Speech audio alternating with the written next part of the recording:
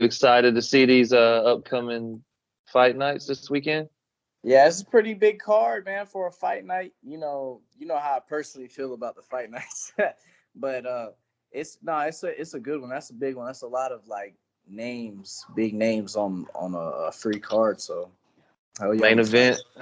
event, Tom Aspinall versus Curtis Blaydes, but I'd say the people's main event in UK out there is gonna be the Paddy Pimblett versus Jordan Levitt. Yeah, 100%, 100%. What's your thoughts on that matchup? Well, before I get into the predictions, I will say this. I was watching an interview with Paddy, and he said Aspinall, he's gonna be a little upset once he sees that after Paddy's fight, a lot of the fans are gonna be walking out. He said it might be an empty arena by the time it's time for him to fight. Jeez. Yeah, he was talking junk. But yeah, I guess if we're gonna start with predictions, then yeah, I'd like to start with the Paddy fight. Man, that's a tough one because Jordan Levitt is not somebody to play with. He's got some good grappling. Granted, his stand up, I don't even know if he's knocked anybody out, but Yeah. I mean he's stood up with some good guys. He does got a slam KO.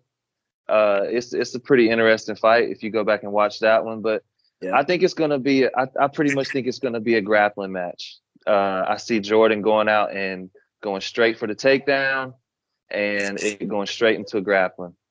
Yeah. Paddy's already said he's not shooting. He already said he's not shooting, but Jordan Levitt, that's his game. That's his game plan. He's a shooter. He goes for the takedown. He throws some leg kicks. He gets the takedown and he grapples. So you're picking Levitt to upset him? Well, I guess I didn't even give you a prediction. It's a tough one. I'm gonna say Levitt by upset. I'm gonna go Levitt with the upset. Wow, that's amazing. That's huge. I'm gonna go third round submission. Okay. I just the thing about people like Paddy is like, in a way, he kind of reminds me of like Sean O'Malley, whereas like I feel like, and the UFC barely does this for any prospects. Like almost nobody gets this treatment, but Paddy is a big name. Like I think he's kind of tripping, like saying like, oh, like nobody's gonna watch Aspinall's fight. Like that's not true, obviously, but like he man, the UFC, bro, they look out for him. Like if you look at his first two opponents that he fought, and then this guy, there's no easy fights in the UFC, but I feel like they're doing this for a reason. Like they are giving him fights that they feel him and his team and the UFC feel and expect that he should beat. Most people don't get that treatment, so that just kind of makes me think like he's gonna get the W, because I feel like they're kind of pushing him in that direction. But Jordan Levitt's tough, like you said, man. Everybody in the UFC is tough. Everybody in the UFC can win.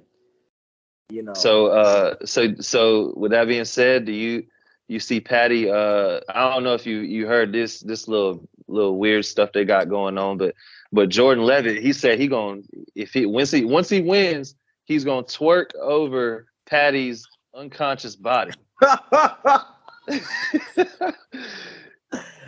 Oh, that's like Israel Adesanya to the next level. So Paddy said, if once I win, once I knock this man out unconscious, I'm teabagging him like it's Call of Duty. Yeah. Yo. So who you got? You got the teabag or you got the twerk? You got the teabag or you got the twerk? Would that be the first teabag in UFC history, bro? I know. The closest thing would be Adesanya humping Costa. Yeah, Adesanya was somewhere like watching that interview, like, yeah, that sounds good, like. Nah, but yeah, man, they got a little homoerotic with this fight. Man, just a little bit.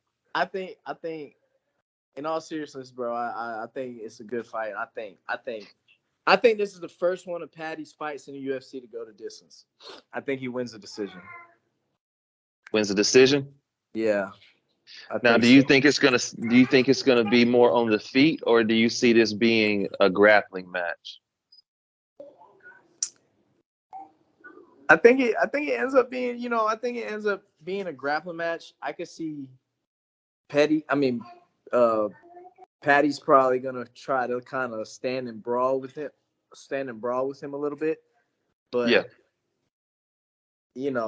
like Jordan, I think his grappling is good enough to where if he wants to, at least, I'm not saying he'll win the grappling exchanges, but I think if he wants to get there, he can get it there, Mm-hmm. Okay. So we'll see, but I think Paddy edges it out, unanimous decision. Okay. So let's go on to Jack Hermansson versus Chris Curtis. I'll let you start with this one first. Who do you got? What's your prediction? And I'll go after you. So for this one, I'm actually going with the underdog, which I think Curtis is the underdog. I believe he is. He was a short notice, and he is ranked higher than. Jack Hermansson is ranked higher than Curtis. Yeah, I'll just take Curtis, bro. Hermansson is one of those dudes. He's been around for a long time. He's always floated around at like top 5, top 10. And he usually only loses to like elite guys. So definitely a tough one for Curtis, but I don't know, bro. Just seeing, like, how much respect we have for wrestlers and stuff. Like, just seeing Curtis knock out Phil Hawes, and then the last guy he fought, man, his name is escaping me. But he's on a streak. He's on a good streak, and I think that's important in UFC.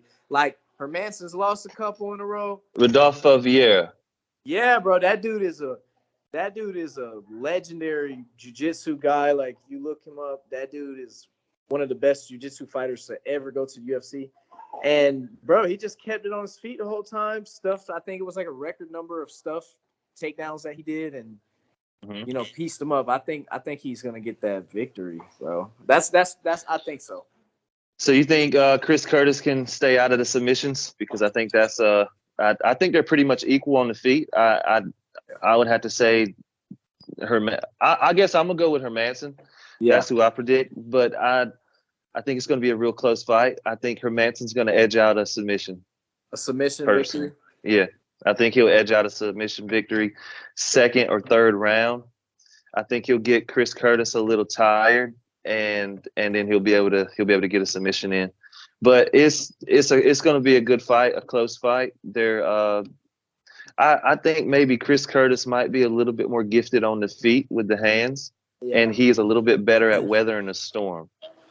I think this fight is interesting because it's two dudes that, like, they're super high level, but, like, I feel like, I don't know why, because especially Curtis is on like a 3 or 4 fight win streak in UFC, but, like, I just feel like this is one of those fights where both guys need to, like, have something big happen. Like, they're on a card where they're being, like, vastly outshined already by Paddy, by the guys in the main event and stuff. Even Gustafsson's on the card. I feel like this is a sleeper fight that, like, somebody can have a huge performance. Like, one of those guys needs it, if you think about it. Mm-hmm. To stand out on this card, they're gonna need something else besides a decision victory. They're gonna need a finish to actually stand out or get a fight of the night. Yeah, or get a big fight for their next fight. Mm-hmm. Yep. So you got Chris Curtis. Yeah, I think Chris Curtis is gonna edge it out, man. I think that's another one. Okay. I think goes to decision probably. All right, I think I'm gonna go Hermansson with that one. Probably second or third round submission. Nice. Moving forward, we got Curtis Blaydes and Tom Aspinall in the main event. Yeah, that's a tough one. I predict. I think Curtis Blaydes is going to be able to edge it out with the wrestling. I think he's just too good of a wrestler. Tom Aspinall, he has great wrestling, but not even trying to be disrespectful, but it's a difference from UK wrestling and United States wrestling on a collegiate level, All-American, national championship level. Yeah. And we will see Saturday what that difference is, because I think that's what it's going to come down to. I think he's going to get the takedown, and Aspinall's not going to be able to get back up. And if he does, he's going to get taken down again and just held there and beat up on the ground. And this one's 5 rounds, right? Yeah, it's a 5-round fight. I would say Tom Aspinall has a little bit better stand-up than Chris Curtis. He's a little younger. Yeah. He's a little bit more got that spark, sharper, a little bit faster twitch, maybe a little bit more athletic. If Curtis Blaydes fights a good fight, fights his fight, a good game plan, which is to go out there and get the takedown, keep his hands up, and don't get caught with nothing stupid, because Aspinall does have knockout power. Yes, he does. And he could hit Blaydes and put him down, and Blaydes, he has to know that. So if he comes out, has some elite boxing for MMA. I'll say that. I mean, he has a good all around game for sure, but his boxing, I would say, is probably his best aspect. Absolutely. And if Blaydes can stay away from that and get to the takedown, I think he can. I think he'll beat him. I think he'll edge out a decision victory. Yeah. I would like to disagree with you, just for the sake of, debate, but, I got to agree with you on this one. I think Aspinall is going to give him some scary moments. Because the thing about Curtis, man, is the thing about Curtis is he's got knockout power too. Like, Curtis hits hard. And his striking ain't bad. I would say Aspinall is probably a more natural striker. He's probably been striking longer. But Curtis' striking is pretty good too. But ultimately, I agree with you, man. I think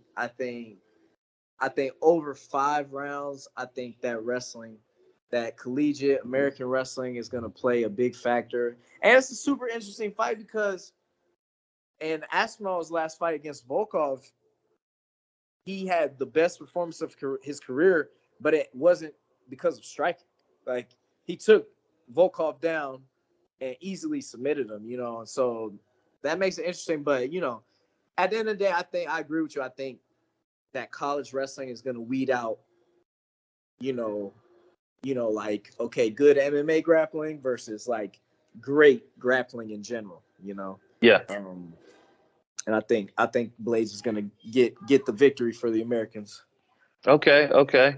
So we both going Blaydes for the main event. Yes, sir. Now, there's 2 other fights that we didn't talk about that I guess before we get off of here, we should just mention. That's Nikita Krylov versus Alexander Gustafsson and Paul Craig versus Volkan Ozdemir.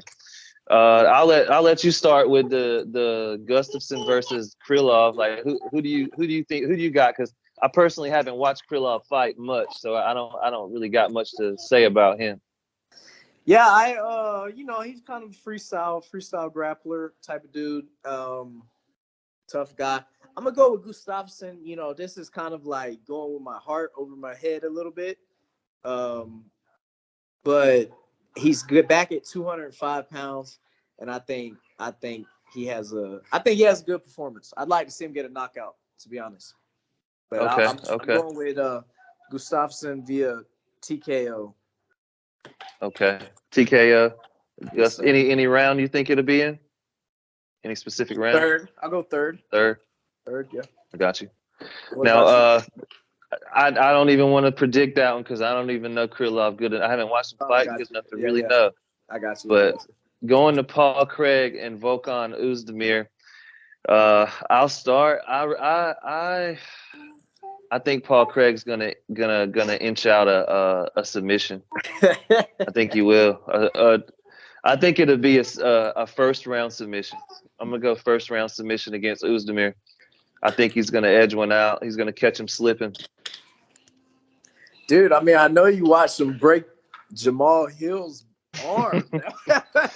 Yes, that was terrible. Nasty, dude. Yeah, he's got some nasty ones. Yeah, his submissions. His submissions are nasty. So yeah, I keep it quick. I see. Wait, who's he fighting again? Sorry. Volkan Ozdemir. Ozdemir. Yeah.